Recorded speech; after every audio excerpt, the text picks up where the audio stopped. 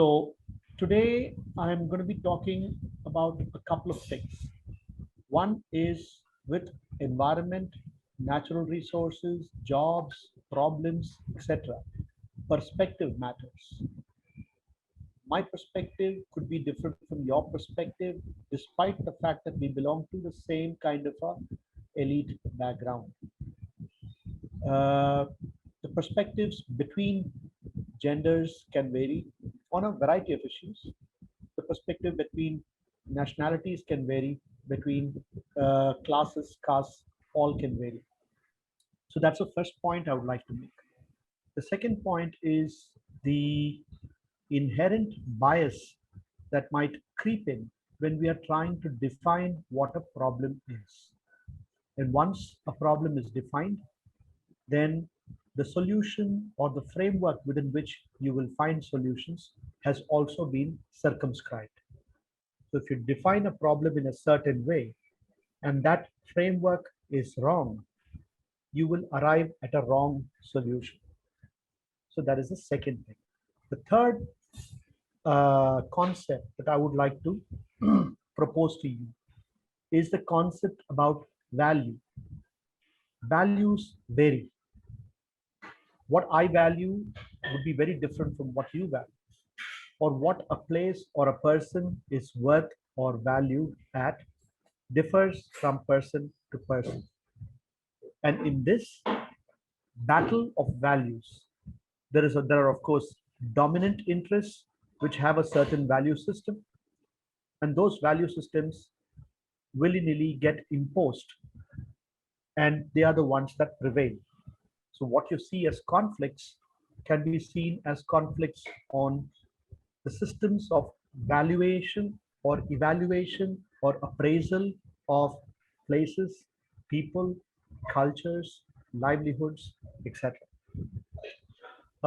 And the final concept that I would like to propose to you is the concept of the material basis of our economy. The concepts of the paved earth economy. The paved earth economy derives its value, derives economic value by paving the earth, by doing things to the earth that often are irreversible or change the characteristics of the earth in a very linear manner. That is, it's very difficult to bring it back to what it was before. The counterfoil for a paved earth economy is an open earth economy. In an open earth economy, open unbuilt spaces are the basis of extraction of value. In a paved earth economy, paved built spaces are the basis of extraction of economy. So these are the four concepts that we will kind of muddle through while we are going through this presentation today. Okay, so I'm just going to share something. And so the first point that I wanted to make is the point that perspective matters. I will start with a small example. Um, I suppose all of you believe that your home is a safe space. Yes? Okay. So within your home, which places would you consider to be the most environmentally dangerous places, which have hazards, poisons, dangerous things? Kitchen, I suppose, because we have fire there, so I would assume that hazardous. And oh, sorry, for everyone else, sorry, kitchen, because we have fire, so I would assume that would be a hazardous situation if things turn in a different direction. And wherever garbage chutes or garbage cans are, that might also be a problem. I would also say bathroom, because we often think of them as clean spaces. You give one. You give one answer and let the Okay, others. yeah. Okay. Thank you. Sorry, And your name, please. Tanvi. Okay, thank you. Anybody else? Dangerous places inside your home?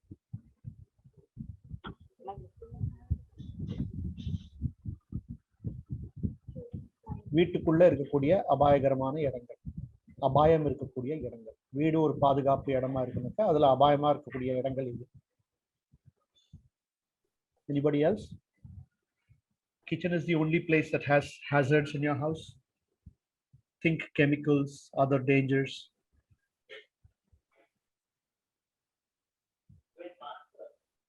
Yeah.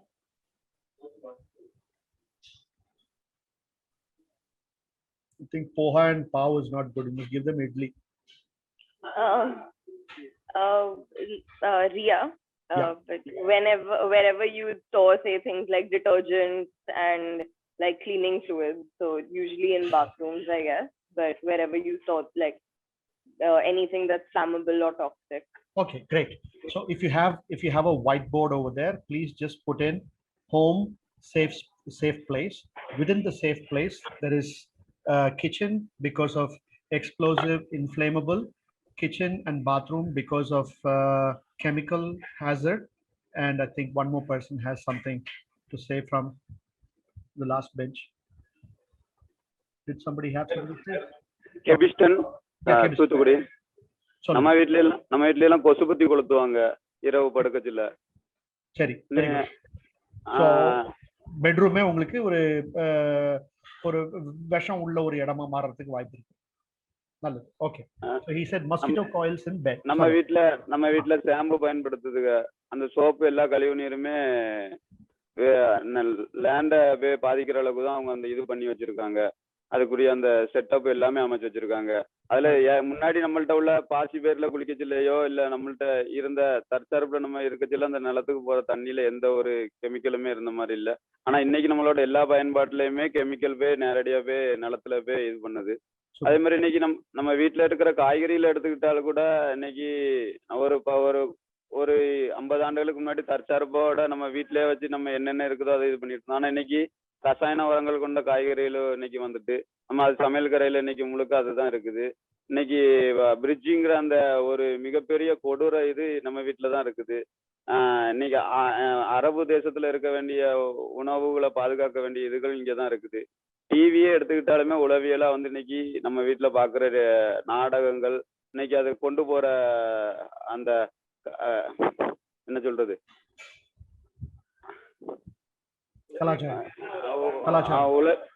கலாச்சாரம் அது முழுக்கவே இன்னைக்கு அப்படியே மாறி போய்தான் இருக்கு. ஒட்டுமொத்தமாவே ஒரு அபாய சூழல்ல தான் இன்னைக்கு நம்ம இதுதான் சரியான சூழல்னு நம்ம போயிட்டு இருக்கிறதா பாக்குறோம். நன்றி. So in summary, he said that the mosquito coil in the bedroom, the toiletries or cosmetics that we use to clean ourselves in the bathroom, the food that we eat itself is poisoned with chemicals and fertilizers. And also very interestingly, although I don't know whether it's an environmental hazard, but something that is the most dangerous that contaminates your mind is the television. So he has identified many places that are hazardous inside your home. So let's hold on to this. I want to take you to a different question. I think that just like, 3 people just volunteer from 3 different cities. Can 3 of you, is there somebody from a large city? Bombay, I think there's Radhika, Vaishnavi. Vaishnavi is from Bombay? Bangalore. Okay, Bangalore also wants to be a large city. Okay, so Bangalore. And then what else? Anywhere from the east? Where are you? Sorry? Kakinada. Okay, Kakinada. And then one Kolkata. Anybody from Kolkata? Okay, fine. Anybody else from Bombay or Trivandrum? Okay. Okay, Trivandrum. Let's take 3 people. Trivandrum, Kakinada, and Bangalore. I want the 3 of you to rate your city on a scale of 1 to 10. 1 is fantastic environment. 10 is crap environment. On a scale of 1 to 10. Jason, you understood? Yeah. Okay. I would rate Kakinada as 9. I mean, really crappy, is it? It is crappy. All right, fine. Hold on to that. Bangalore. You can't go beyond 10. 10 is the worst, okay? I give Bangalore a 7. 7, okay. Jason, Trivandrum. Sir, add Delhi and we can give 100. Okay. I think tomorrow is third level. Uh, Third. so, which means you think it is nice. It is better than Bangalore and Kakinada. No. I think like No, 1 is very good, 10 is very bad. okay, 7 or 8. 7 or 8, yeah. All right. Okay, fine. We won't bring Delhi into this because we only have numbers until 10, 0 to 10 only. Okay, so now the question that I'm asking is in Trivandrum, where the chief minister stays, what would you rank that area? 1 to 10. Now staying there for the Chief minister's residence, president and that area, 1 to 10.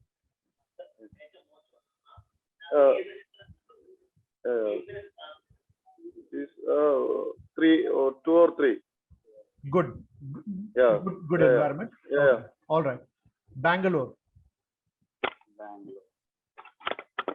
Are all parts of the city at 7 or 8? Oh, not at all. I live near the chief minister's house, so that's a that is definitely a 3. Yeah, because the chief minister is there, it's a 5, but otherwise it's a 3. Okay, all right. Kakinada, is the whole town 8? Whole town 5. Whole town is 5. What is where do you dump your garbage? Of course, along the coast. Okay, and do people live there? Yes, yes. Of course, the fishing community. How would they rank that area's environment? 9.5. All right. Okay. Thank you. So I'm trying to make 2 points over here.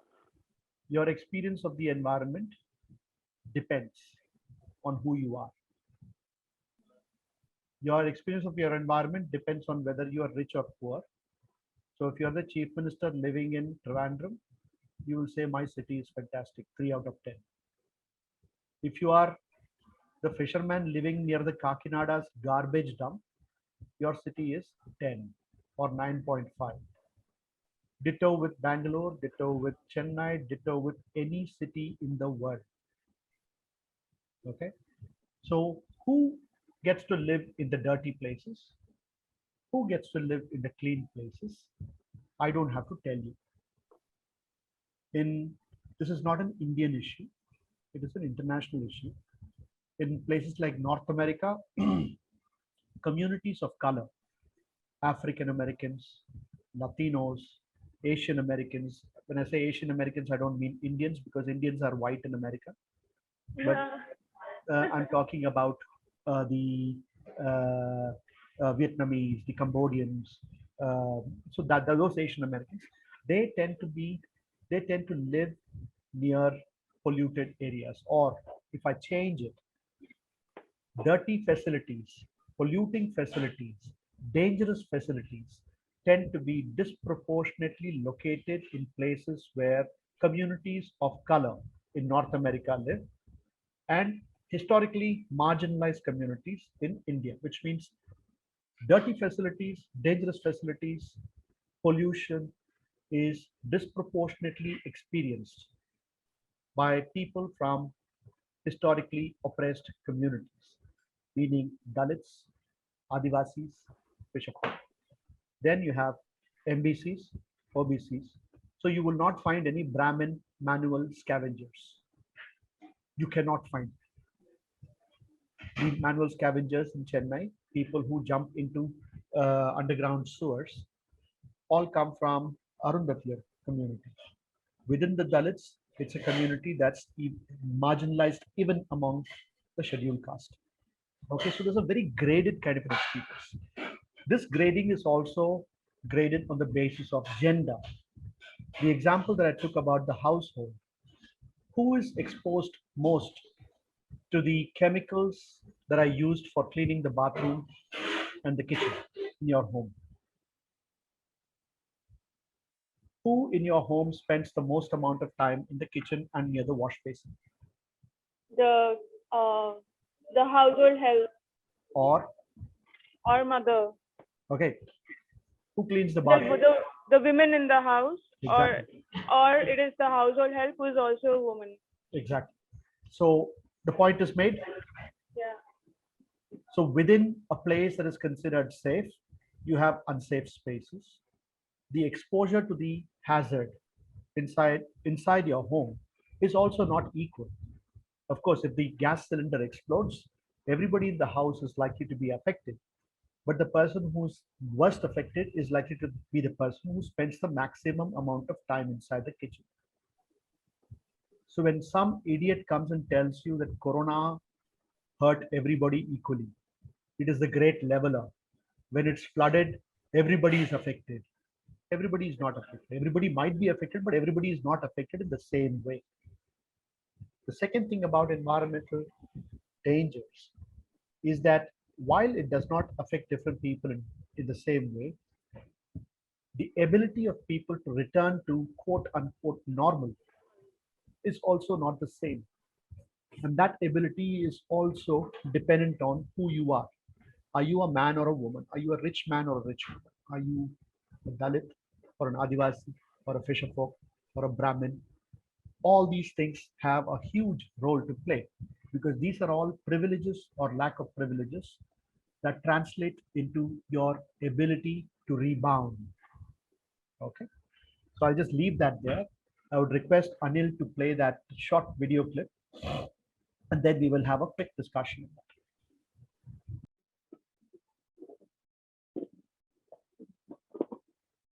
Niyamgiri पहाड़ पाएं हमको बैको काटी देने में हम बोले प्रमाण को आए रक्त बोले में हम बोले प्रमाण नियमगिरी पहाड़ पाएं हम जीवन दे करी लड़े करू जो भी जेता सरकारी नियमगिरी त्याग करी नहीं कि उपाधि की त्याग करी नहीं कि केंद्र सरकार राज्य सरकार त्याग पर जाते सबले करते ए जंगिया कंड बोली करी पारा करी जगती जाति धर्म करी करी नियम राज सबले बचे आमे बोले कि सरकार आमे बुझ दे कि मंत्रिमंडल कला के मंत्रिमंडल हे करे हमर सरकार मारी देबो पांच मारी देबो हमर दल सब नहीं करे सेटा लुटे ने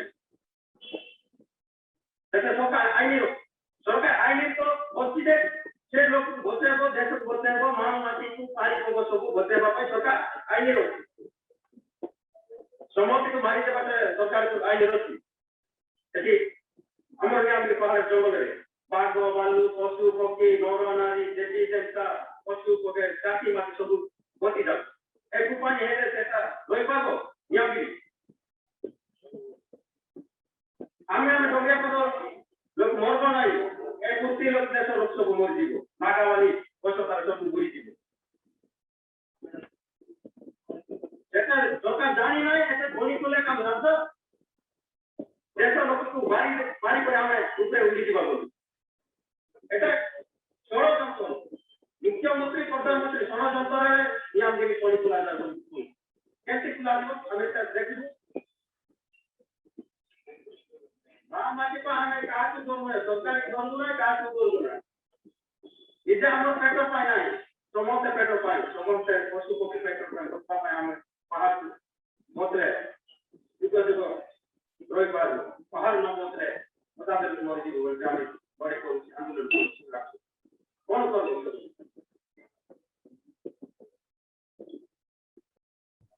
Okay, can you hear me? Yeah. Okay. So Mr. Lado Sikaka belongs to the Dongria Kond community from Odisha. This is he's a tribal elder who was part of a very, very important battle in Eastern India between the ordinary people, this village and 10 other villages of Dongria Konds. Dongria are Konds who live on the hills, on the highlands. And Khons are a very, very ancient indigenous tribe belonging to this land. And if you look at the statements made by Mr. Lado Sikata and compare it with what our statements are, our own belief system and things, our own values would be, it is vastly different, because this story is about this hill called the Niyamgiri, which is a densely forested hill with bauxite found in the top of the hill. The Dongria Koans venerate the Niyamgiri hill as their deity, as their god. So it's not like they have a temple for Niyam Raja. The hill is the temple. The people who wanted to mine the bauxite, bauxite is the ore from which you get aluminum. And aluminum, as you know, is a very important metal for our economy because it allows us to communicate, but also more importantly, we can make bombs and we can make planes that can deliver the bombs. It's a very important metal of war and of modern industrial civilization. So the demand for bauxite is very high, as is the demand for copper. There's a company called Vedanta, which is a multinational company from the United Kingdom, run by an NRI called Anil Agarwal. And this company wanted to remove the bauxite and for its own development and also quote unquote for nation's development. Of course, the nation believes that in order for the nation to develop, mining must happen. The mined ore must be converted into metal or should be converted, the mined coal should be converted into energy. The metal should be converted into things. Things must be sold, things must be bought, it must be consumed, it must be used, it must be discarded, and new things should come out of the earth. And that is what keeps our economy going. And that is what brings prosperity. That is what brings GDP growth. That is our perspective. This perspective, living by this perspective, the Niyamgiri hills would have been denuded and all the bauxite there is inside it would have been removed in 30 years. And from that, there will be tremendous amount of wealth that is created. There is no denying that. That wealth would probably also end up contributing to our lifestyles and making things easier for us in a variety of ways. What Mr. Ladosikaka is talking about is a very different perspective. He does not subscribe to Anil Agarwal's perspective. He does not subscribe to, at that time, Prime Minister Mr. Manmohan Singh's perspective. Their perspective says we need to get the bauxite out of the ground in order for prosperity to happen. Sikaka's perspective says bauxite has to stay inside the ground in order for prosperity to happen. So this is called a civilizational conflict. It cannot be reconciled. Mr. Lado Sikaka is not saying you take bauxite from there, give us 2%, give us 3%. That is not what he's saying. He says, do not take bauxite from the ground. Please hold on to this as one of the central conflicts. When you and I are talking about it, we are probably in agreement that the bauxite should not come out of the ground and that Mr. Sikaka and his wisdom rings true with us. But can you design an economy without taking the bauxite from the ground? It is not a matter of, I will take a little bit of bauxite. I will take some bauxite and give him some. That is not what we're talking about. We're talking about, can you design an economy that does not take the bauxite out of the ground? Because Mr. Sikaka has given us a number of other reasons. What does he say? You remove the bauxite, Nagabali and Vamsadhara will run dry. What are Nagabali and Vamsadhara? Nagavali and Vamsadhara are two rivers. These two rivers are fed by 36 small streams, all of which originate in the carpeted hills of Niyamgiri. Bauxite is like a sponge. When it rains, it just soaks in the water. And then all the vegetation around it tends to keep the water under the ground. And over the rest of the year, the water keeps flowing down and emerges as springs. Those springs then run and join larger rivulets. They then join streams, and those streams join the river. And the mighty Bamsadhara and Nagabali are created, which is the lifeline of Kalahandi. So what he says is that if you remove Niyamgiri, you finish off Nagabali and Vamsadhara and everything else that is dependent on it. Mr. Sikaka's fight is not about human beings. He said all other life forms. In two separate places, he talks about all other life forms, a very different worldview. We are barely able to accommodate other human beings in our worldview, leave alone all other life forms. Another constituency that Mr. Sikaka brings. And remember, these are the people who come from the most marginalized, quote unquote, illiterate, uneducated people. He says that this is not just for now, it is for all time to come. So he is planning for life on this planet for all time to come. Mr. Agarwal has a 30-year vision for this particular area. That is a civilizational conflict. Perspective matters. Who will you ask to frame your problem? Will you go to the IIT and ask Mr. Balasubramaniam for a solution or a problem, articulating the problem? If you do, then you will get that problem articulated from his point of view. If you ask Mr. Sikaka, he will say, the problem is with your economy that depends on removing bauxite and becoming prosperous, because that is a fundamental flaw. So figure out how you can redesign. That's a question that we do not want to engage with. And by the end of this session, this is what I'm going to force you to engage with. Second, I'm just going to do a presentation, quick presentation on this now. So if you look at this, it boils down to a battle of what is valuable and what is worthy. So on your left-hand side, what we have are things that are considered high value. So if you see a place like that, 1 cent of land will cost, 20 lakhs or 30 lakhs. On the right-hand side, what you have is open, unbuilt spaces. A bridge, a dam is called critical infrastructure. A hillside, grasslands, water bodies are called useless land waiting to be converted into infrastructure. So what we see on the right-hand side is grasslands and shola forests. Shola, or in Tamil we call it solai. These forests are endemic to the Western Ghats and the Palni Hills. And shola forests are tropical submontane. Submontane means they're found at 1,200 meters and above. Evergreen forests that are always found along with grasslands. And grasslands are those rolling yellow hills with no trees standing. Our environmentalism, which is the elite bourgeois environmentalism, tends to paint environment in color green. And that is another oppression, another violence that we are committing towards ourselves and towards our understanding of nature. Nature is not all green, it's multi-hued. The same way, the economies or cultures that emerge from nature are of multiple colors. There's blue for the sea, blue for the fisherfolk, blue of the Dalit, the red of the working class, the green of trees of other environment, the brown of the earth, the red of the earth too, the black of the earth too. So you have a whole range of colors, and all this is subsumed into just the color green.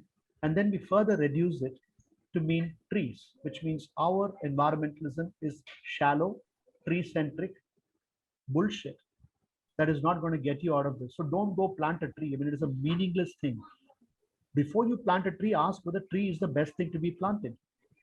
Or do you even need to plant a tree? Why don't you prevent trees from getting cut? Are trees the most important thing? For some places, yes.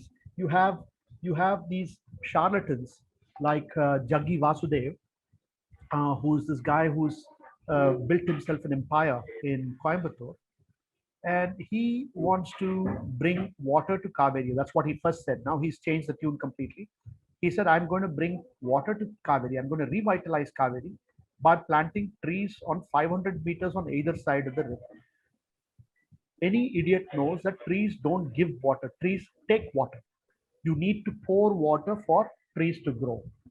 And if you're thinking about trees bringing in rain, then you need a very large tree cover, like the Amazon is a rainforest. Trees of that scale tend to create clouds. But trees planted along 500 meters will only suck up your groundwater. In places where there is groundwater, grow trees, makes sense. But your vegetation is not just trees, it is grasses, it is thorny scrub, it is bushes, it is sedges, then it is trees. So you have a whole combination of these things, and we have reduced it to one thing. Now, what you see on the right-hand side is also infrastructure. This is an infrastructure of water because grasslands are fantastic harvesters of water. They're great fixers of carbon because unlike trees, which tend to fall and rot and release methane, adding to the global warming gases, grasses tend to take the carbon from the atmosphere and fix it in soil. So when the grasses burn, only a small portion of the carbon is re-released into the atmosphere. The rest of it is fixed in the ground. Does it mean you have to wipe out everything and plant grasses? Again, you will be doing the same mistake of looking at this in a monoscopic vision. The environment and nature is diverse. It has all kinds of things. Things that we might consider beautiful are there. Things that we might consider ugly are there. And again, what is beautiful and what is ugly is also in the eyes of the beholder. So I might find a shrub very beautiful. I might find a grassland very beautiful, but others might find trees very beautiful. To each her own. It doesn't matter. But what we do need to realize is that an open, unbuilt space, like what you see on the right-hand side, is also infrastructure. It is unbuilt infrastructure. It usually vests with community. It is not private. The benefits of this are enjoyed by everyone. Even people who believe in private property cannot stop the breeze to bring from entering their windows. So if I'm living right next to a polluting factory and the polluting factory emits air pollution, that air pollution is put out into the commons. The air is a commons, and that air is will come into my expensive home, or when I go out, it will hurt me. So the commons is all pervasive and is required for everybody, whether you like it or not, whether you subscribe to the notion of communal resources or not, you are a beneficiary of it. These are hidden assets. If you look at the right-hand side, it is an infrastructure of water, it's an infrastructure of carbon, it's an infrastructure of biodiversity and life itself. What we have on the left is also infrastructure. It is built infrastructure, and many of us enjoy the benefits of that. But what we have as an economy tends to valorize one, which is the built infrastructures is given a lot of value, and the unbuilt infrastructure is devalued in our culture. So this is a word which is peculiar to Tamil Nadu, Andhra, Karnataka, and Kerala. Purambok. And Purambok is an ancient Tamil word, which is from the medieval agrarian revenue term. It's from the revenue system where the king, I'm talking about more than 1,000 years ago, where the crown decided that certain lands will not be his. That those lands will be vested with the village or the community. And the community will decide how it is maintained. And these are areas that are reserved for shared communal uses. This was governed by very, very strict laws in the Tamil revenue system, where it says that Porambok lands cannot be bought or sold. You can sit in it, you can build a home in it, you can take wood from it, you can take clay from it, you can fish from it, you can plant in it, you can take honey from it, but you cannot buy it or sell it. The second, you cannot lay a floor and you cannot build a roof. There are exceptions to it, but generally speaking, you cannot lay a floor. I can lay a floor if I'm treating it as a road or a threshing ground where I thresh my wheat or rice, but otherwise you cannot pave it. So if I can't pave it, if I can't build on it, if I can't buy it or I can't sell it, then as far as modern capitalism is concerned, it is useless. It is worthless. So in the 17th century, when the British came in with their property making agenda, you must realize that the British had a very strong idea about figuring out how do we create property. And so when they looked at the land in India, most of it was either communally held and communally cultivated. There was very little in terms of titled land. This really upset them. They brought in something called Riot Valley. I'm not going to go into that, but those who are interested in that can contact me later and I will send you some reading material. Yeah. And what frustrated them the most was these lands that each village had large areas of lands reserved as Porambok. And these lands included water bodies, they included grazing grounds, they included woodlots, says, it's a sacred forest for sacred groves for medicinal herbs, a whole range of commons. The burial ground that all of us eventually go to, all these things fall within the definition of commons. And they did not know what to do with this. So in their property making mind or perspective, these lands that do not yield any revenue to the crown and cannot be bought or sold or built upon are virtually worthless for their experiment. And that is probably where this word Porambok, which is a beautiful word that talks about sharing and cooperation, began to degrade to mean a pejorative intended to demean or devalue a person. So in Chennai, if you come and call somebody a Porambok, then you'll be beaten up or you'll be cursed back because it means it's a worthless person or a worthless place in a very demeaning manner. Um, what is interesting is that this issue of Porambok and the commons has a very dominant place in the cultures around the world. It is not something that was peculiar to India or Tamil Nadu. I know the Tamil word. It does not mean that the Tamils invented Porambok. Every community would have had it. I would like to add a small caveat over here. When I say Porambok, when I talk about pre-industrial and before the British came, I do not mean to convey that before the British came, we were a wonderful place. Environmentally speaking, it might have been good, but socially speaking, it is an extremely oppressive place. The Porambok Commons provides something for everybody. Yes, that is true. But even that something is negotiated by the community. And when I say community, it is not homogeneous. So who gets access to what is negotiated by caste? So again, oppression comes in.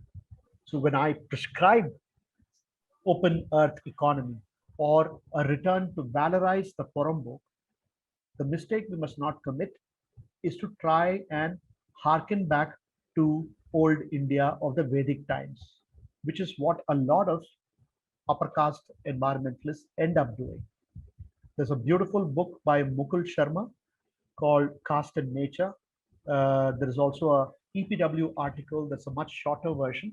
I encourage you to read that because without knowing, a lot of us tend to fall into the trap of propagating an upper caste, upper class environmentalism.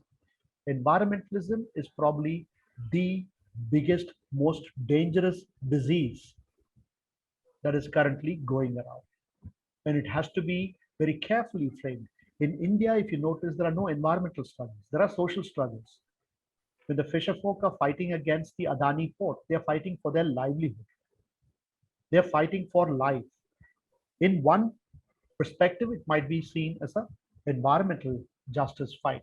The Narmada Dam was for a right to culture, right to identity, right to livelihood, right to a way of life, right to movement, right to access to commons. All this was what the Narmada fight was about. Of course, some people call it an environmental fight. What is interesting, if you read Mukul Sharma, and probably there's another very important thinker called Gail Omwet, she even blames the Narmada Bachao Andolan of being very casteist. So please check it out. These are very interesting things because if you look at the modern kind of a discussion around the issue of veganism and vegetarianism and its own, reflection in India or manifestation in India as this anti-beef campaign, which lays claim to environmental goods. There is a hidden, casteism that is very, very visible. I mean, visible to some. It is hidden to most people, including the people who are usually talking about it. Anyway, the issue of commons is something that is quite old and historical. In Roman law, in that's about 555 CE, by law, by the law of nature, these things are common to mankind. The air, running water, something else, and consequently the sea and the shores of the sea. These are common to mankind. If you go to places like Tamil Nadu, and I'm sure that other coastal communities have this, in Tamil there's a saying that Kadalum, Kadal சார்ந்த இடங்களும் மீனவனுக்கு சொந்தம், which means the sea and the seashore belong to the fisher folk. When they say they belong to the fisher folk, it is not private property. They lay a claim of first use and the most important use, which is the use by which I can fill my stomach. A person who comes there to enjoy the beauty of the coast will not be barred by the fisher folk. They will let you enjoy the beauty, as long as it does not interfere with another person's right to enjoy it in a different way. The Charter of the Forest, again, people would have heard about the Magna Carta. Magna Carta was a document which is considered, Magna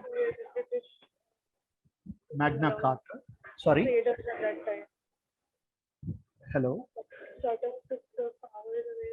Oh, sorry. 1 minute. Yeah, go ahead. I was sorry. Somebody had an sorry. intervention. No. Sorry. I didn't realize this was here. Sorry. Okay. No.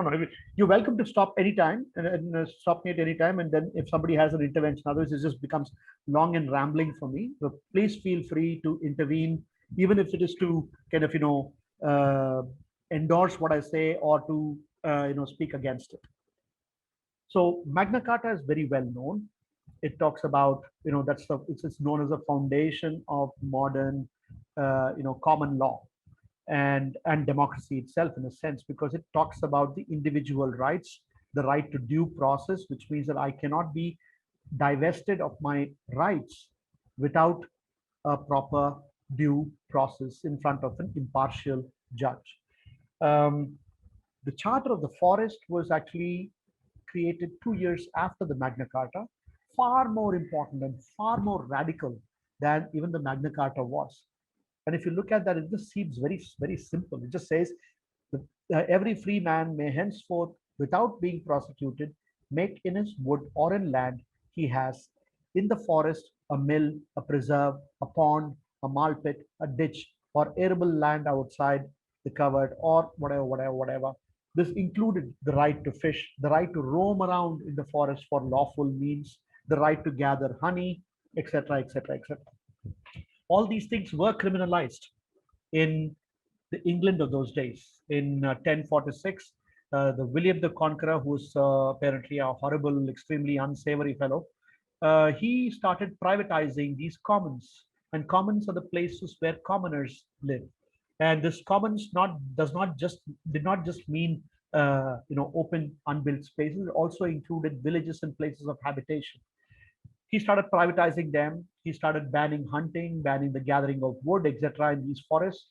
And that led to a huge revolt. You might have heard about Robin Hood. Robin Hood was a real life character around the time of the Charter of the Forest in the 13th century. And Robin Hood was in this place called Sherwood Forest, where there was really a big fight against the enclosure, which means the privatization of the commons.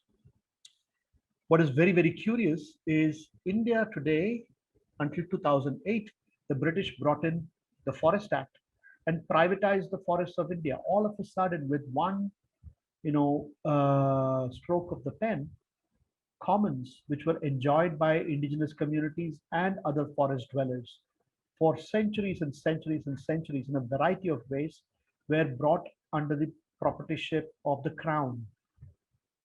And from the crown, the property has been handed over to the government of India. So we have what in America are called a very pejoratively, they're called coconuts. They are brown on the outside, but they are white in the inside. We are actually white people with a brown skin. That's the government of India. And in 2008, of course, we got the Forest Rights Act, which acknowledged that communities have the rights to forests. It is not a granting of rights. It is an acknowledgement of rights, much as the Charter of the Forest of the 13th century was an acknowledgement of rights. This has since been translated in legal jurisprudence into what is called the public trust doctrine. I'm just throwing these words over here. Please note this down. Do more research. If you want to save coastal commons, the public trust doctrine has to come back into our daily vocabulary. We have to teach our judges that such a concept actually exists and that our constitution celebrates that. That our jurisprudence has repeatedly underscored the importance of the public trust doctrine. What this essentially says is that what we consider government lands in Tamil Nadu, Kerala, Karnataka, and Andhra, it's called Sarkar Porambok, which means government lands. These government lands are not private lands held by the government to do what they want to. Those lands are yours and mine, which the government is holding in trust, and that those lands cannot be given to Adani. They cannot be diverted for private profit. They cannot be diverted for commercial use. They have to be in public realm, which means Bidinjam Harbor, which has been constructed by covering, enclosing about say 4,000 square meters or 10,000 square meters of sea, is illegal because that prevents the fishermen cannot go into the harbor and fish. Whereas if it is commons, then I have to be allowed the ability to go there and extract as long as I don't harm somebody else's interest, as long as I don't harm any neighbor. But these things have been severely perverted. So if I see now I have the right to operate a factory, but that factory can use the commons, which means that I can't have anything in this world that does not use the commons. Anything that is there, any person or any life form is breathing, is drinking water, that means it is dependent on the commons. So a factory comes, the factory is going to need water. So it can take water from the commons as long as it does not harm any neighbor. It can discharge water back into the commons as long as it does not harm any neighbor. But this is a condition that is being violated. How is it violated? By the enactment of a law called the Water Act, which says that it is legally permissible to put out so much of pollution.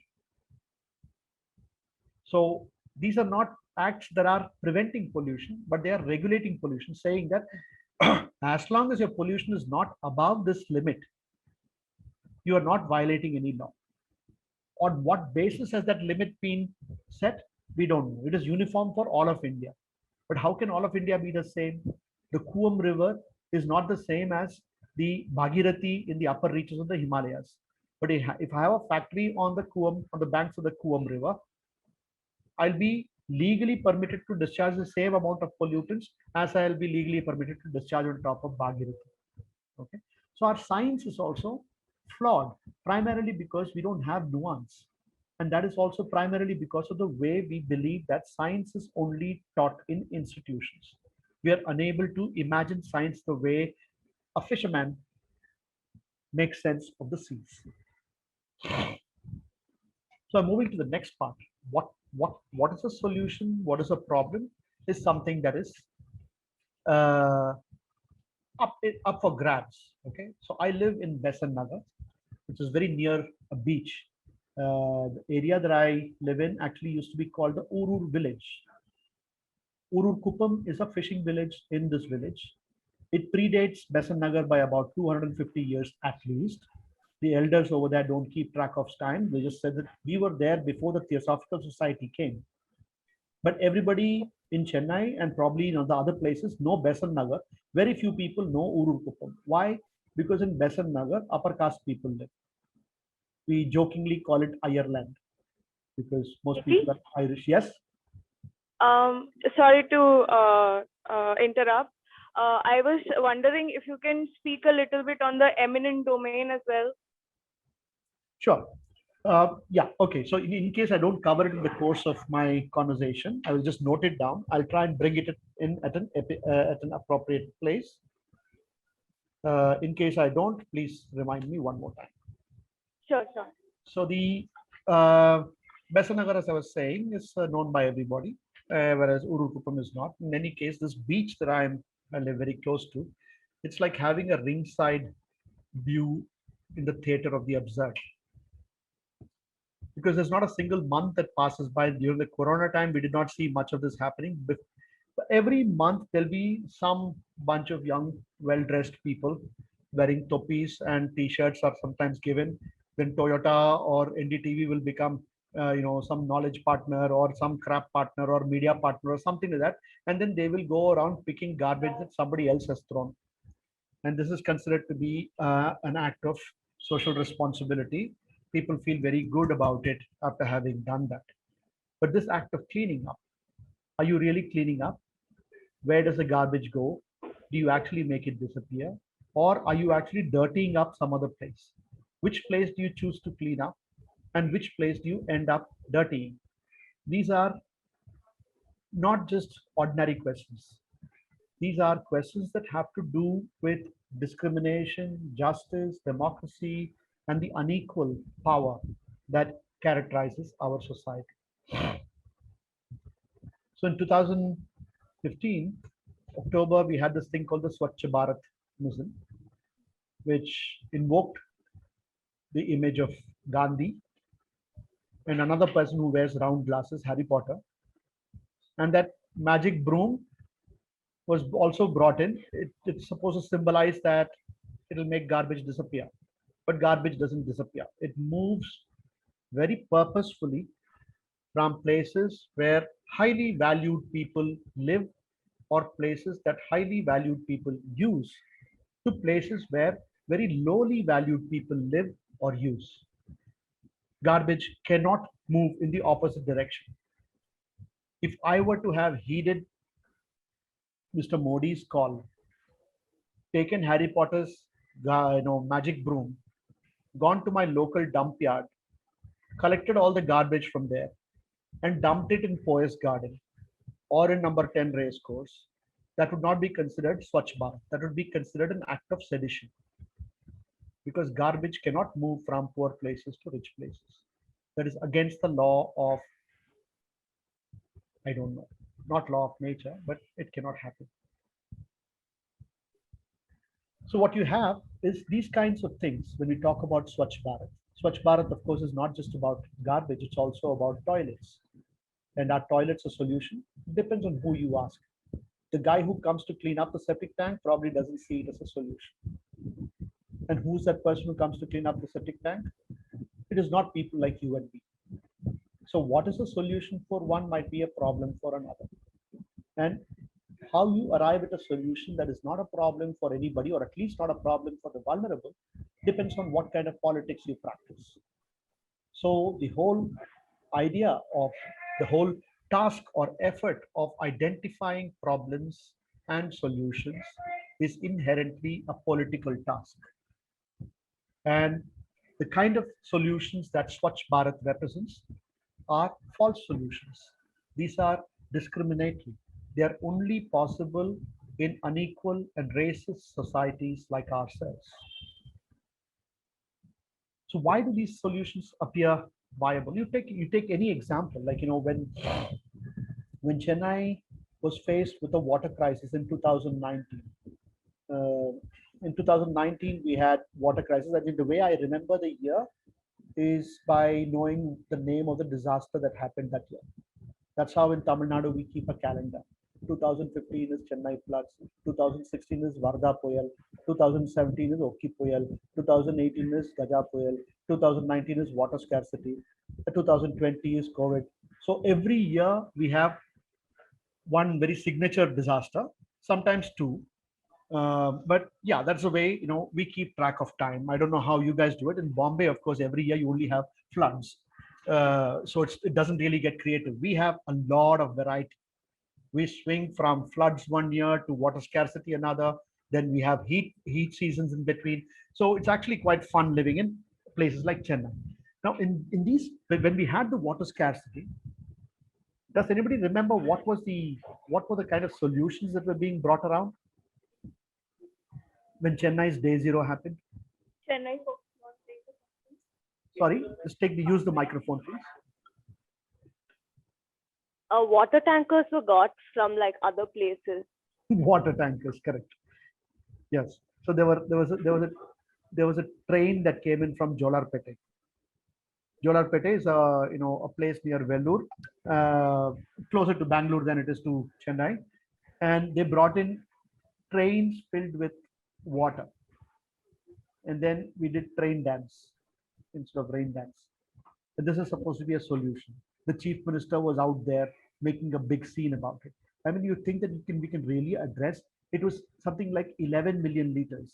Chennai's need is 1,800 million liters of water. He brought in 11 million liters and made it seem as if he has solved the problem, right? So again, the other thing that the other solution that was proposed was a desalination plant. So while we are figuring out whether we will get one pot of water tomorrow, he says, don't worry, we will bring in desalination plants. Desalination plants will take about 3 years or 4 years, and that only if the local fisher folk and people like us allow you to do it. That's not going to fill your water tomorrow, right? So these solutions, the false solutions, appear viable. If I say I'm going to bring water from elsewhere, I'll bring water from Krishna, I'll bring water from Godavari. What that does is that the real cost of that water is not borne by the beneficiaries. The people of Chennai don't pay for it. The farmers who live downstream of the Godavari, who don't get the water, they pay for it. The water doesn't reach the Bay of Bengal. If the water doesn't reach the Bay of Bengal, then the fisher folk pay for it, because that water has to reach the Bay of Bengal for there to be a healthy estuary in Godavari. And if there's no healthy estuary, prawns, shrimp, crab, mullets, these fish cannot enjoy their life cycle inside the estuary and go back to the sea to be caught in the fisherman's net. So water reaching there is prevented, diverted 800, 900 kilometers south to a city called Chennai that is so irresponsible that it has wiped out all its water sources, has sucked out its groundwater dry, has finished up all the other water. I mean, if you come to Chennai, even during the water crisis, we had water tankers that were leaking water all the time. So something as scarce as water, our milk tankers and petrol tankers don't leak petrol and milk, but water tankers do. It means that we don't treat water with a kind of value that is required for it. So these false solutions, like garbage being taken from Besant Nagar beach and dumped in Kodungayur, which is a dump yard for Chennai, it is viable because we believe that something has to be done and something is better than nothing. And so we do it. The second, the impact of our solution is felt by somebody else. Third, so that is called externality, which means that you externalize the cost or the pain of your actions onto somebody else. The third thing is invisibility, which means a place that you externalize it to might be invisible because it is very far away, or it might be invisible because it is culturally very different from you. So people who have lived for years in an area might not even have noticed that homeless families are living on the pavement because they are invisible to us. They are part of the furniture. They are part of the pavement. We don't know their faces. We don't know their names. We don't know anything about them. And if you said there were people living over here, say, oh, really? You don't know that. So that's the invisibility. This invisibility is also graded based on who you are. So communities where the costs of our development are externalized to are invisibilized, which means they either are not even seen, or if they are seen, we bracket them in certain larger terms like homeless people, Adivasis, fisher folk, slum dwellers. And in doing that, we are unable to see the richness, diversity, the happiness and sorrow, the relationships, and the cultural richness of that particular community. We reduce them to a kind of a group name or a stereotype. And then we say, okay, fine, these people have to be subjected to, oh, if you remind them that, did you know that there are people living near the garbage dump? Then we will say that, oh, those people should not be living near there. When we say that those people are making a living from inside the garbage dump, we should stop them from making making a living from the garbage dump. Or we will subject them to our definition of development and say, oh, if the Adani port is coming there and destroying the fisherman's livelihood, Adani port must give them 20 jobs. And so that will be another negotiation that will have to happen. So this invisibility, externality, both of them are again graded by who you are. And in this whole exercise, who gains by a problem being articulated in a certain way and who loses by a problem being articulated in a certain way matters a hell of a lot. You take any emergency like the corona crisis. The COVID is a massive planetary health crisis. The crisis was caused primarily because the governments around the world did not listen to the farmers, the fisher folk, the indigenous people of the world. And they went around clearing large areas of land for development. So COVID happens when humans come in close contact with animals. And this can happen in multiple ways. Any place where you clear land, where we clear forest land or semi-forested land, when we clear that, we are bringing people in close contact with animals that have so far not been in close contact with humans. How we do? You don't have to go and kiss a sea otter or a tiger. If you're moving into an area and you're urbanizing, I'll give you the example of the IIT Madras campus in Gindi, very close to the Gindi National Park. It shares a boundary with the Gindi National Park. It is ecologically and a part of the Gindi National Park. So you find black buck and deer and monkeys inside the campus. Very cute, but very problematic, extremely dangerous. Because where you find humans, there are other animals that come with humans, mosquitoes, rats, and dogs. And these tend to have closer contact with the deer, with with the monkeys, with the other animals inside that ecosystem. And they also tend to have a very close contact with human beings. This is what is known as an exposure pathway for a pathogen or a virus to travel from an animal source into a human being. And voila, we have a pandemic. But we learned about this pandemic, but even this pandemic was treated as a crisis. And we decided to have a quick fix. That quick fix is a vaccine. Go ahead, have the vaccine. But the minute we lift the pandemic or we lift the lockdown, we are going back to clearing forests. We're going back to the same old development, which means that we are not ready to invest in long-term solutions. We would like to postpone the real solutions and focus only on the immediate solution. Even with garbage, we'll say, oh, we can't wait for equality to happen in the world before we clean our house or we clean our street or we clean our city. Let the garbage go to the cherry, the place where the scheduled castes live for the time being. We will deal with that part of it later. So we keep postponing the real solutions, primarily because it is low effort for the biggest problem causers. Garbage is a problem of the rich. It is a symbol of prosperity. Today's money is tomorrow's garbage. So if you look at it, Indira Gandhi was wrong. Poverty was not the biggest polluter. Prosperity is the biggest polluter. And this prosperous people generate a lot of waste. We generate garbage and we generate sewage because every time we shit, we have to flush it out with 18 liters of water. And that has to go somewhere. So if you look at the problems of the planet in terms of the ecological crisis, that crisis is not caused by people. It is caused by some people. And we, those of us who are sitting inside here, are part of that some people. Some of us to a lesser extent than others, but all of us are very significant contributors. The, the person who is speaking right now is a very, very significant contributor to this problem.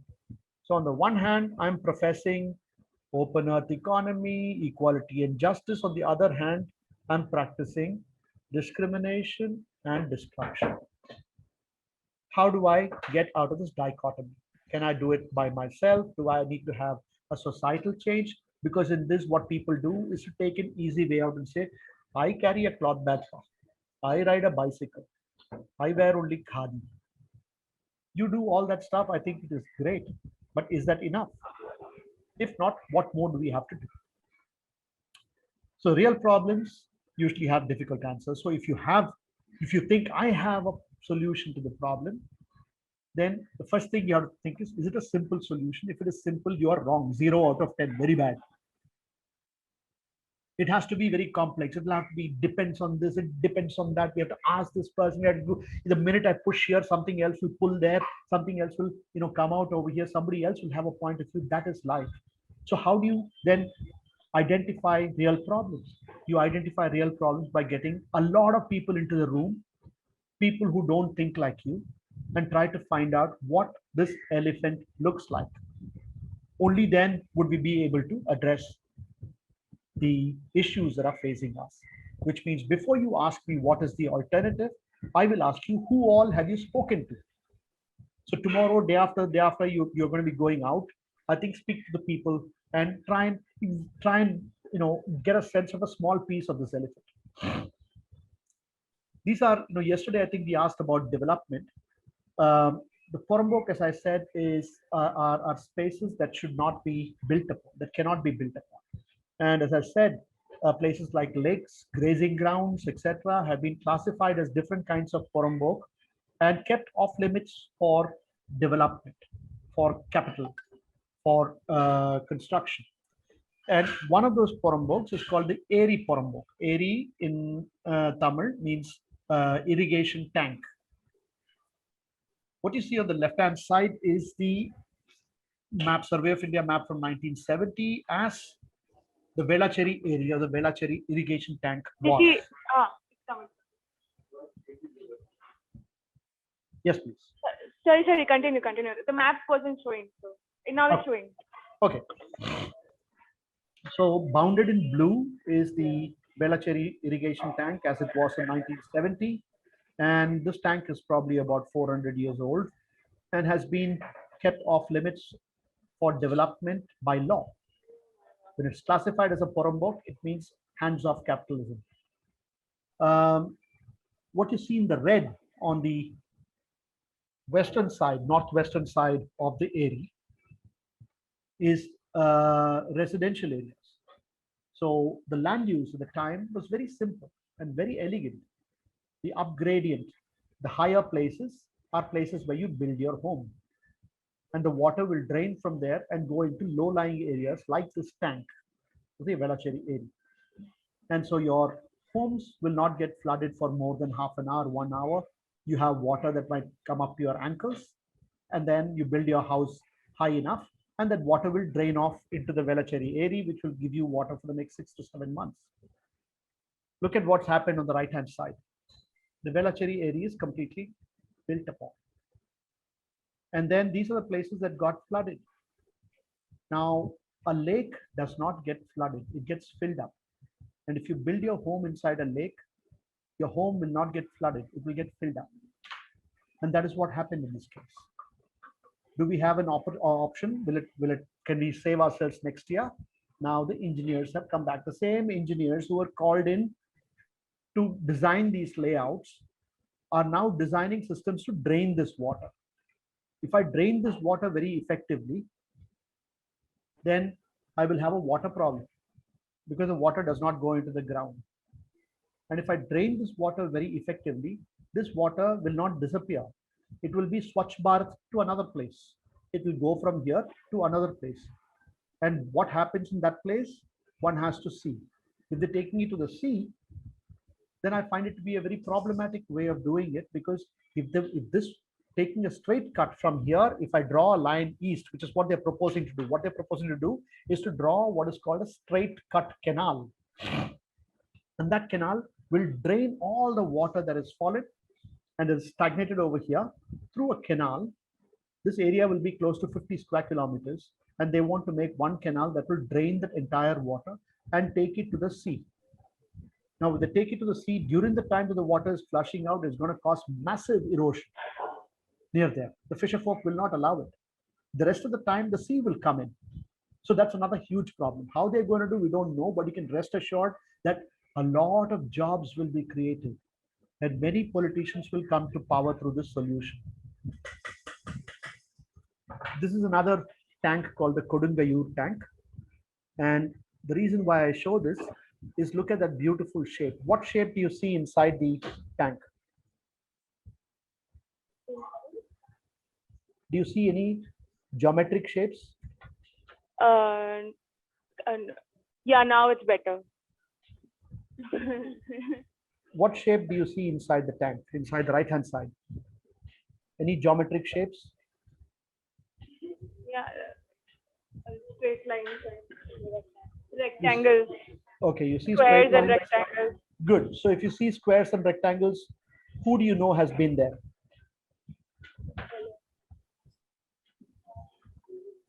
British. No, engineers.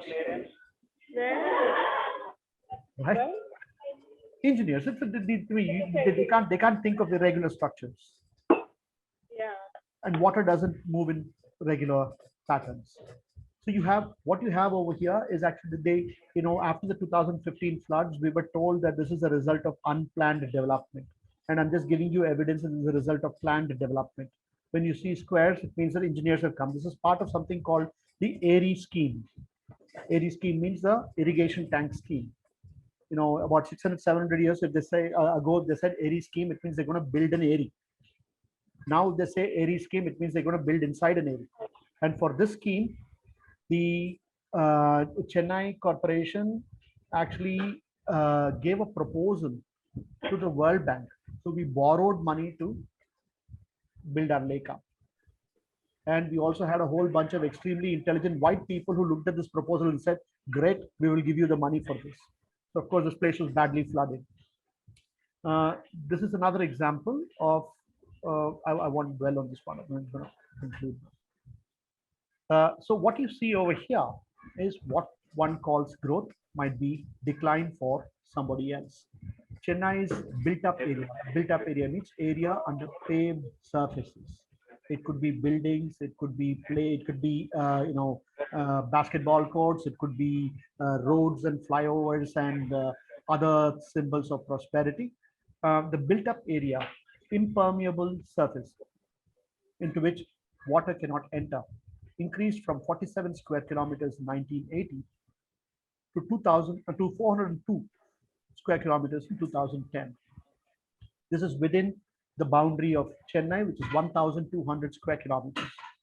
So your built-up area has just gone up by nearly 8 times. At the same time, just wetlands, one form of unbuilt-up space, wetlands, has come down from 186 square kilometers to 75 square kilometers. And just because Chennai wanted to develop, if you expect water to disappear, that is not going to happen. Just give me 1 second, please.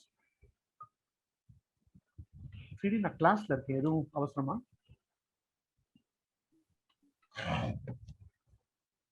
yeah.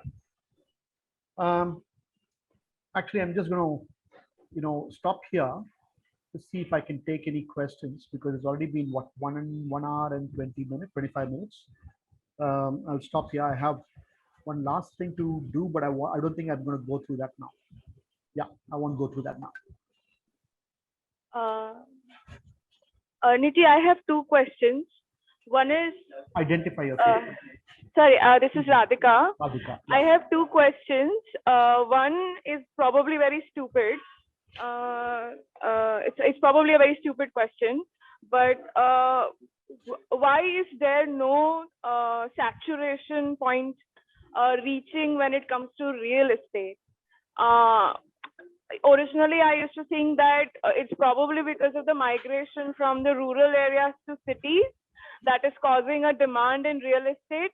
But that would mean that the real estate demand in the rural areas should have gone down, which I don't think is happening, because I don't see that happening. What I'm seeing is a lot of real estate demand in rural areas as well as in the cities. And I am also not seeing any apartments or housing complexes that are unsold. The builder is coming, he's building all these, big apartment complexes, and everything is getting sold. So how is it that no saturation point is coming? My second question is regarding the public trust doctrine. I'm wondering, when it comes to jurisprudence, how does something like a Forest Act and a public trust doctrine exist simultaneously? Isn't it contradictory? So these are my two questions. Okay. Any other questions? The first question about saturation point, I will not answer. I'm going to let you guys answer that. The second question on public trust doctrine, the Forest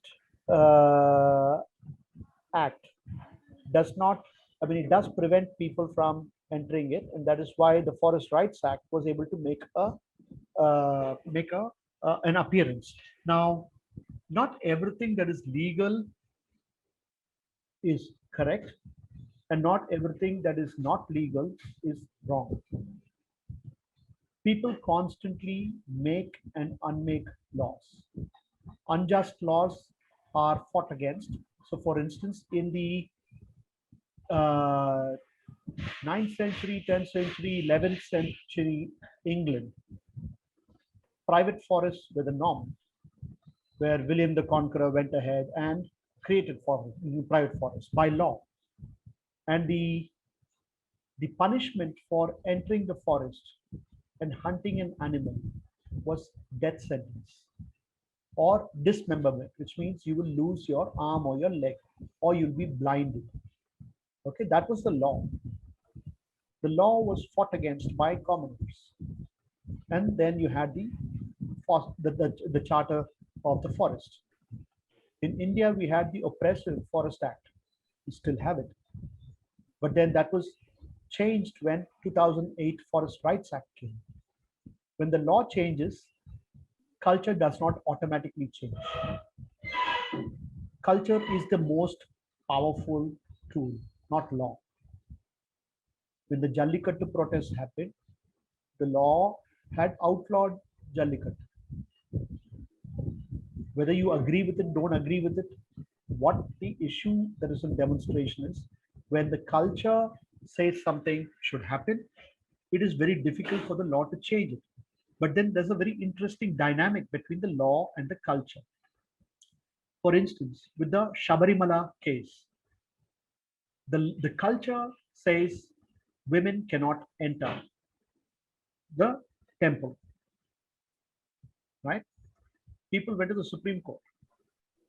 And in the Supreme Court, the women who are trying to change that culture by asserting themselves are trying to define a new culture. And that culture has already been enshrined in our constitution. Despite the fact that the constitution says that all are equal, women are not yet treated equally. That you can complain about it, but even while you're complaining, you need to fight about it. You, I, all of us need to fight for it. So the matter went to Supreme Court, but Supreme Court was not the only forum. There was a huge discussion about it. The law, then Supreme Court interpreted the law to say, yes, women can go in. That is a huge victory. Didn't mean that women are going in now. Didn't mean that women can go in safely now. That will require another battle. But you've just established that you're just beginning to shift the culture. So in this particular case also, the Forest Rights Act has been won. But the Forest Department does not understand that, because the Forest Department's culture is handed down from the British. A forest guard sees an Adivasi as a criminal. In the Gulf of Mannar Biosphere Reserve in the south of Tamil Nadu, fishermen who are fishing in the Gulf of Mannar, the women who dive for seaweed are treated as criminals by the Forest Department. They are beaten, they are extorted. So all kinds of things happen, despite the fact that my law does not allow them to do that. The culture does. The same way, the district collector is a public servant. So the law says that he's my servant. How do you go in to see the district collector? You go in like this, sir, like that, as if he's the Raja of your town. So that is culture.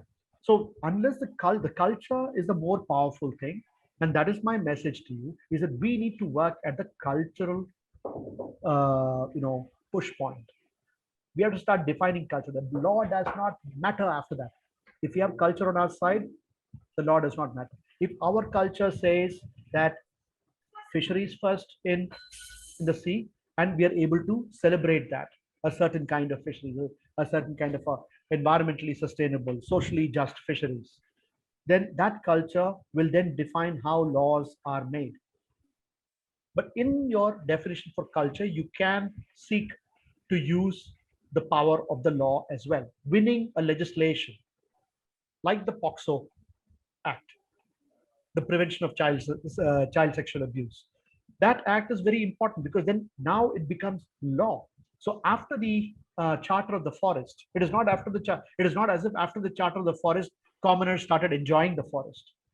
After the Charter of the Forest, the commoners got a hatyar, an ayudam, a weapon in their hand to pursue their fight, to unenclose, to kind of open up the commons. Okay, so with the public trust doctrine, I think you look at what is happening. The Adani port, the government of Tamil Nadu wants to give away 2,000 acres of the sea.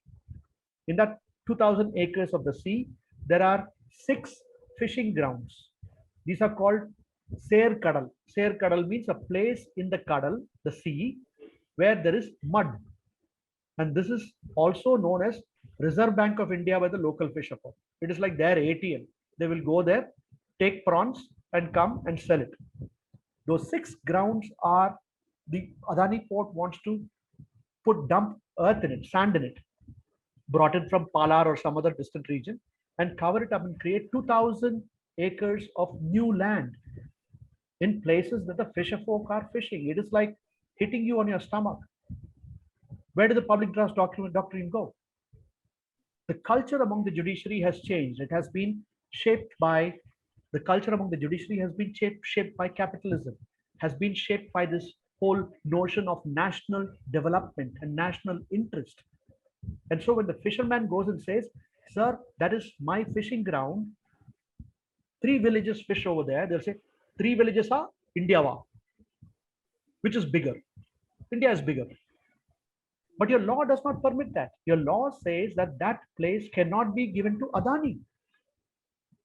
If public trust doctrine is there, then that Kadal Porambok is to be used for the enjoyment of all, including commercial extraction. So a fisherman can extract money from that place, but Adani cannot. That is public trust doctrine. Look how far we have come. And that is because the word Porambok is a bad word. We have to make it a good word. So that I will say next year we will have the Porambok Award, and we give somebody a Porambok Award. This person is the most important celebrated Porambok in the world, as opposed to Gautam Adani is one of the best billionaires in the world. Right? So, hello, I'm Peter. Happy. So just a common question that everyone had, and you also had pointed out, like, what do we do about this problem?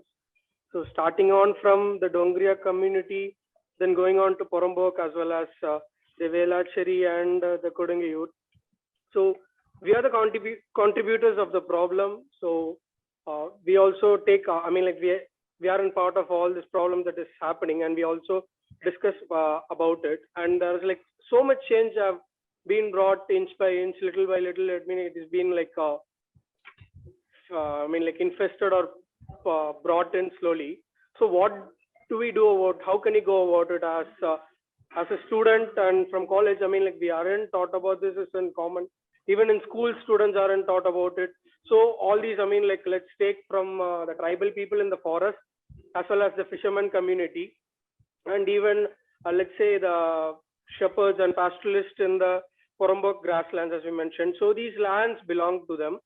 So, but it's not how it's portrayed. I mean, like portrayed in the common view of the world. It's like they have been poaching. I mean, like as I work with conservation group and forest department also. So what these people have, I mean, like what they tell us and what we learn from them is like they are poachers. So they should be caught and punished, and that's what it is. So how can we, uh, change this idea of misconception or misinformation into our minds, into the minds of people of the whole country, and what do we do about the changes? Because there, let's take as I've been in Chennai, I know the Velacheri area thing. So still,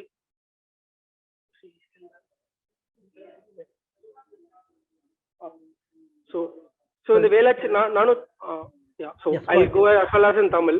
So in the Velacheri area, I mean, like still though they have conquered, I mean, like 1970s, 2015 க்கு நிறைய change இருந்தோம். Though we have, I mean, like நம்ம நிறைய இயற்கை சீற்றங்களை பார்த்தோம், like floods, Vardah போன்ற புயல் சீற்றங்களை பார்த்தோம். Still people don't mind about it. Still the political parties வந்து அவங்களோட ideas, I mean, like they think கட்டடம் கட்டுறதுனாலயோ, I mean, like making buildings or bringing developments on these. But you are also talking about the real problem, difficult answers, and what is the this thing.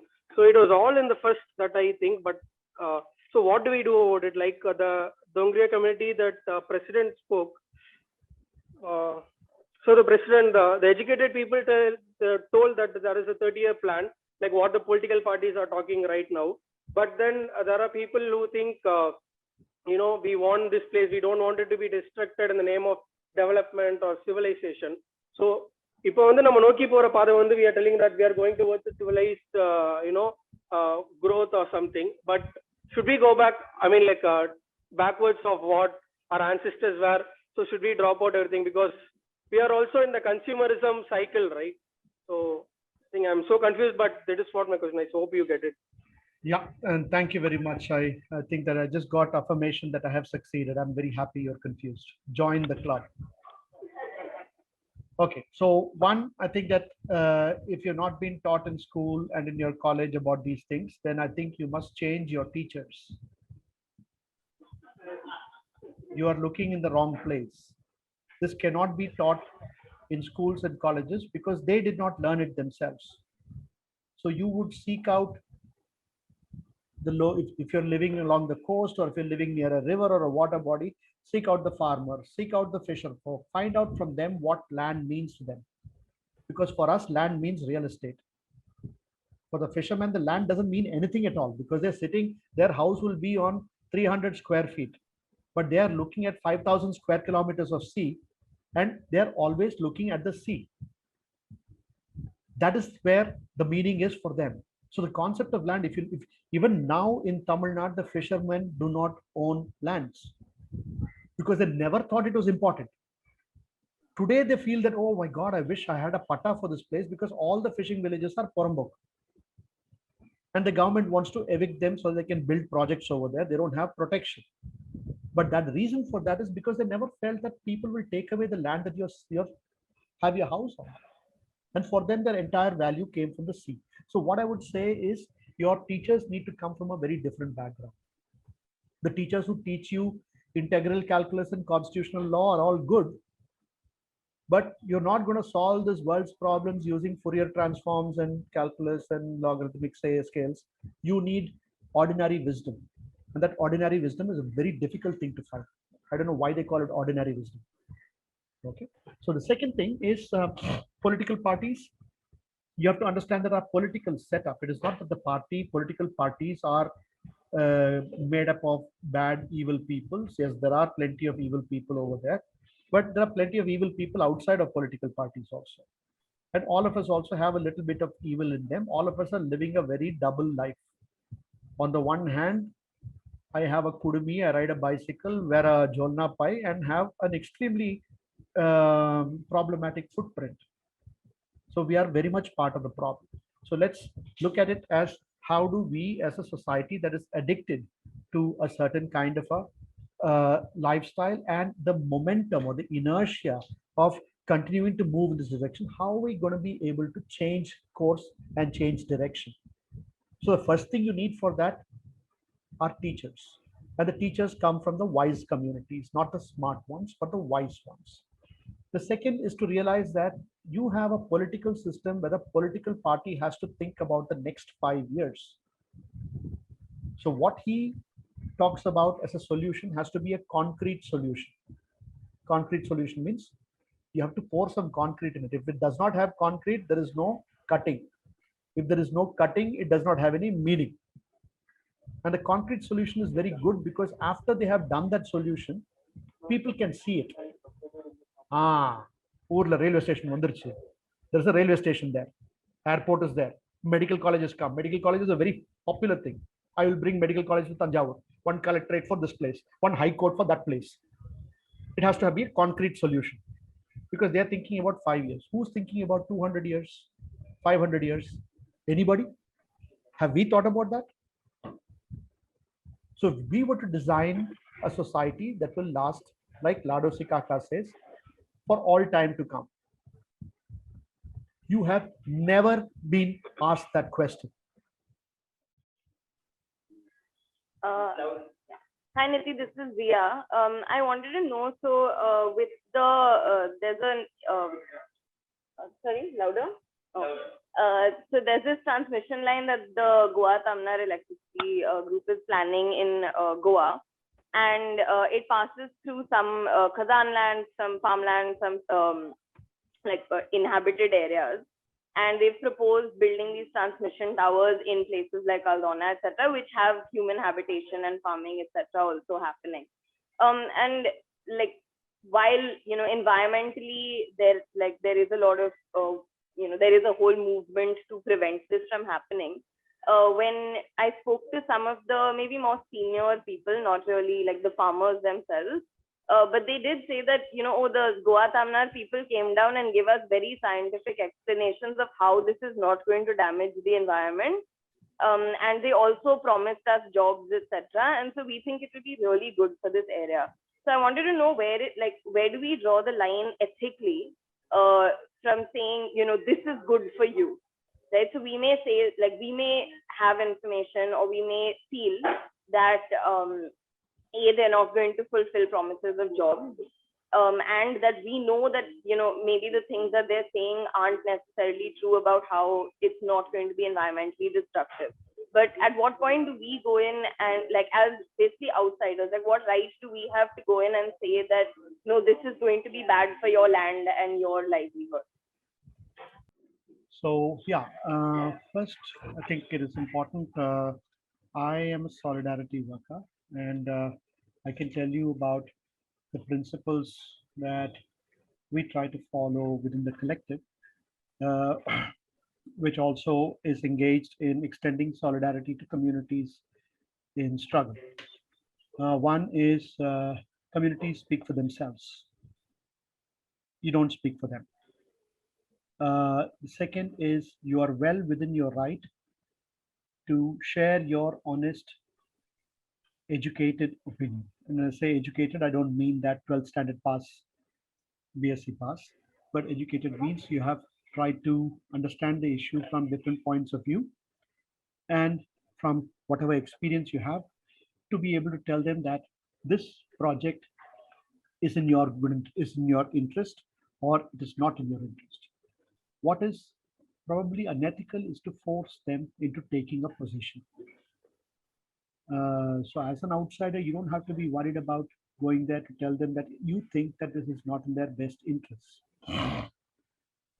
More often than not, if the parameters of the project are laid out, then communities have the ability to learn whether the project is in their interest or not. So a lot of what we do is to convert environmental impact assessment reports, the maps that are contained within it, in the community meetings. We go and say, okay, Adani has shown, I'll just show you this map. Hang on.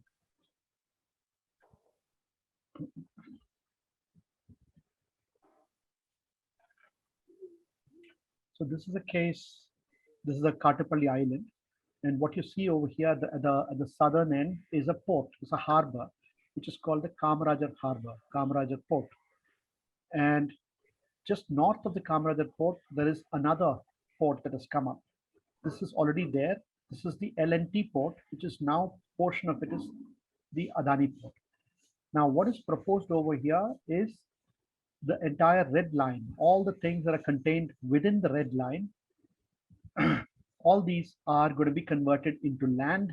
This includes about 3,200 acres of wetland, which you see over here on the right hand side, which is used by the local communities for fishing, for farming, etc. And in this area inside the sea, can you see my pointer moving? Yes? Yes, yes. Okay. So in this place where there is a red line, all this will be converted into land. And this is the 6 fishing spots that the fisher folk use. Now, I don't have to do much. I have to basically be able to go there, take this map and tell them this is the Karangali estuary. When I show them this map and tell them this is the Karangali estuary, fisher folk more than other communities are very comfortable with spatial representations. So they're able to make a sense of what is over here. The rest of it is they make sense for themselves. Oh, so if this pond becomes land, but then this is the place where the 6 fishing zones are. They're able to make sense of this information. If I tell them that over here is all wetlands and that is going to be converted into 5.5 meters above sea level, the consequences of such an action will automatically be known to people who are farming, because farmers also know hydrology very well. They know how the water flows, how it drains. So those things become easier. In fact, we go there, we present this and say, what will happen if this is done? And they give us arguments that we can then take back to the city, because the city does not know. So that is the way, we exchange knowledge in the sense that we do bring in a certain kind of understanding, and that understanding is conveyed to them where new information or new knowledge is generated from their side, and that information is given to us.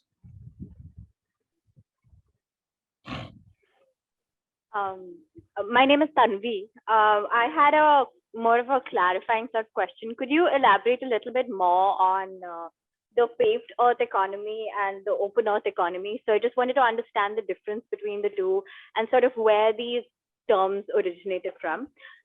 That's one question. The second was, this is not directly relevant to what we did today, but I think it's just, it's from yesterday. So could you just elaborate a little bit more on Anthropocene and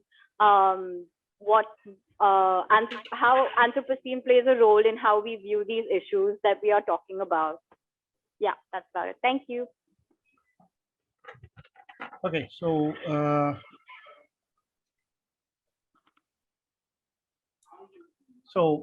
what you see on the left-hand side,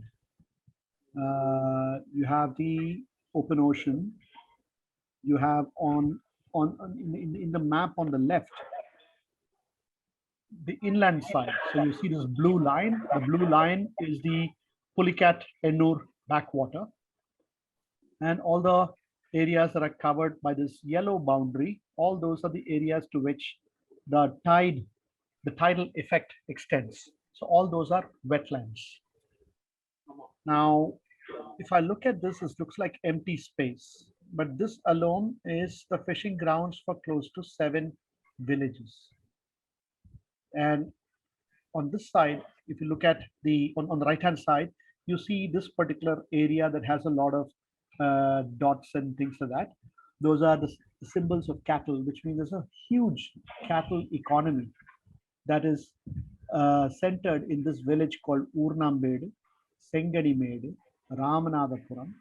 And these 3 villages, just in Ramanathapuram, the villagers have 500 head of cattle and 1,000 head of goats. And this entire economy is operated by women, usually older women.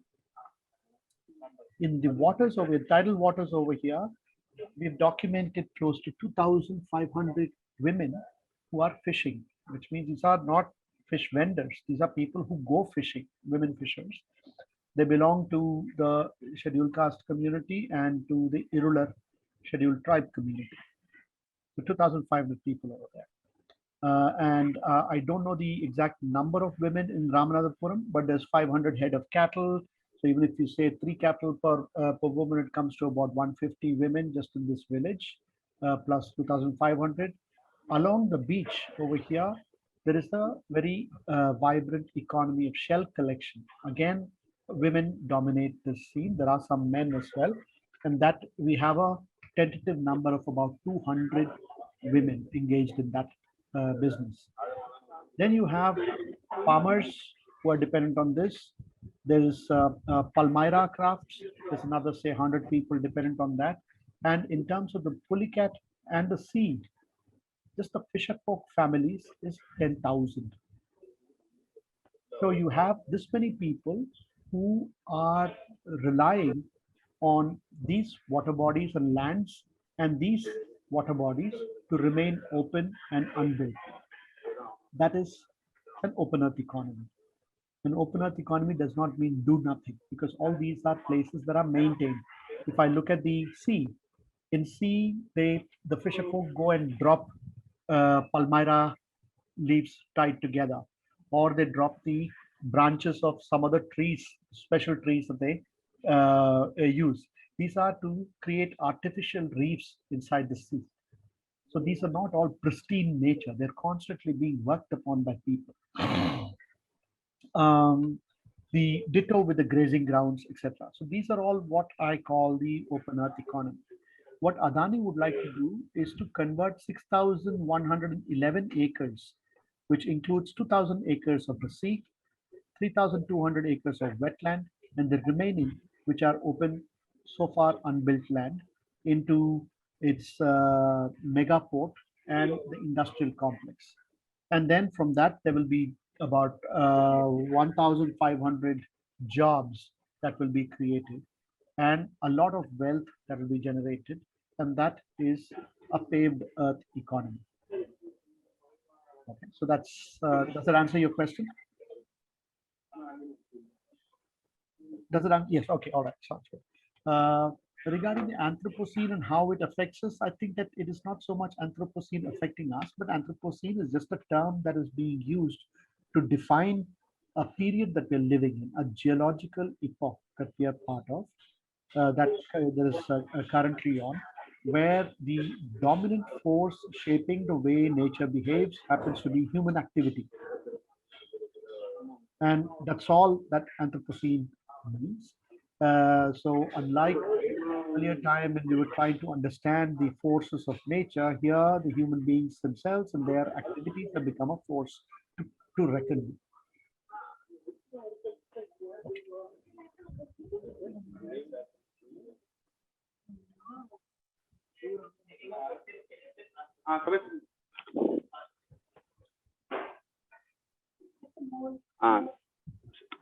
அண்ணா இப்போ மக்கள்கிட்ட வந்து ஒரு உளவியலா வந்து ஒரு சிக்கல் இருக்கு. இப்போ வந்து நீங்களே அதை டீட்டெயிலாவே சொன்னீங்க. ஒரு சின்ன சிக்கலை தீர்க்கறதுக்கு இப்போ இன்னொரு தவறுதலான ஒரு வழியை கொண்டு வந்து வைக்கிறான். அதை மக்கள் அதுதான் அதுக்குரிய சரியான தீர்வுன்னு மக்கள் எண்ணுறாங்க. இந்த மாதிரியான உளவியல் சிக்கலை வந்து நம்ம சரி செய்யறக்குரிய வேலை திட்டம்.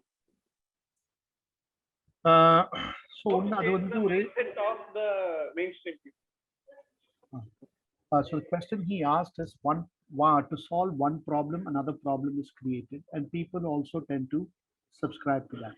What do we do? I will first answer in Tamil and then I'll answer in English.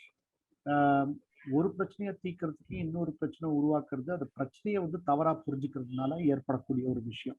So முதல் கட்டமா பிரச்சனைக்கு மூல காரணம் என்ன அப்படின்றத நம்ம ரொம்ப ஜாகிரதையா பார்த்தாகணும். இப்போ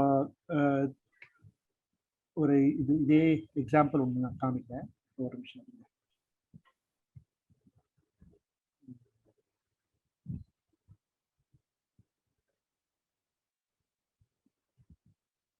இந்த உதாரணத்தை பாருங்க.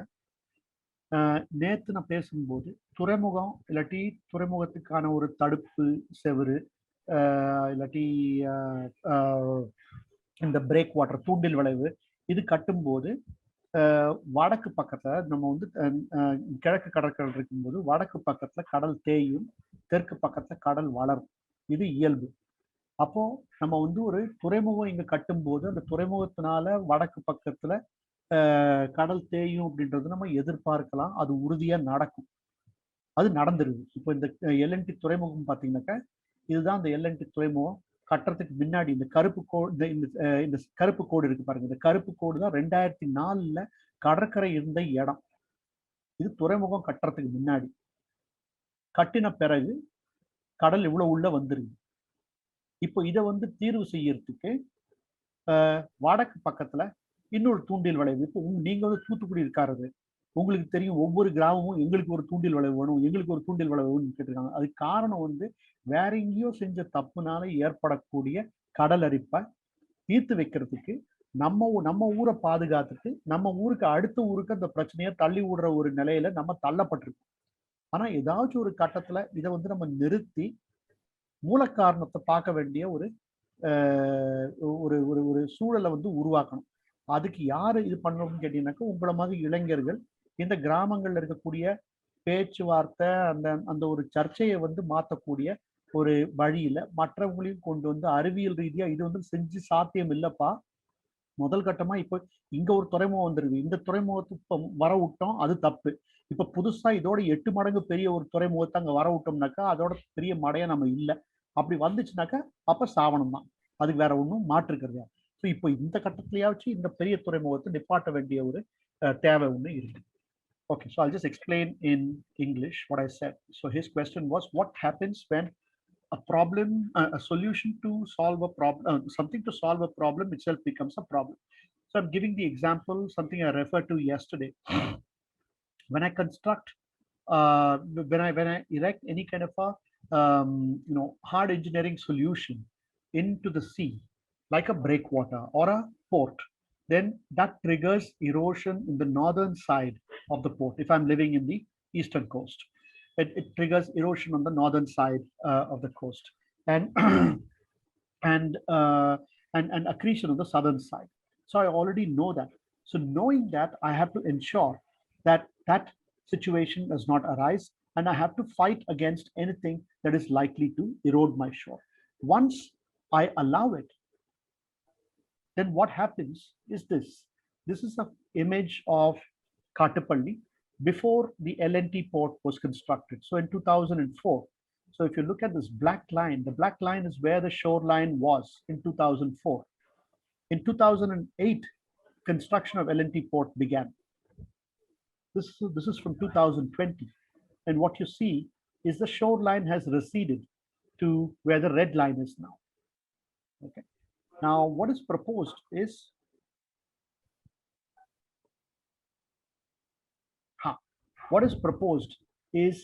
a mega port that will go well beyond here. So it will be this bigger port. Now you can imagine if that happens, then this area will be eroded. And if this area erodes, then the Bay of Bengal and the Pulicat Lake become one merged water body. Now, in order to address this problem of erosion, what is being proposed, and Kebiston is from Thoothukudi, and Thoothukudi, many of the villages, fishing villages, demand breakwaters, so groins. Groins are perpendicular walls that run like this. Those groins will trap sand that's moving up here and build a small kind of a beach over here. But this area will get further depleted. Then the IIT engineer will come and erect one more groin over here. Then this place will build a small beach, and this area will be further depleted. Another groin over here. So it will be a march of this kind of a structures. So that is what we call back-end thinking, which means you think with your butt. You don't use your head. Front-end thinking, or thinking about the problem at source, means that you need to be looking at one, preventing, and two, in figuring out what can be the best way to address this once it is triggered. So root cause is a very important thing. Thank you.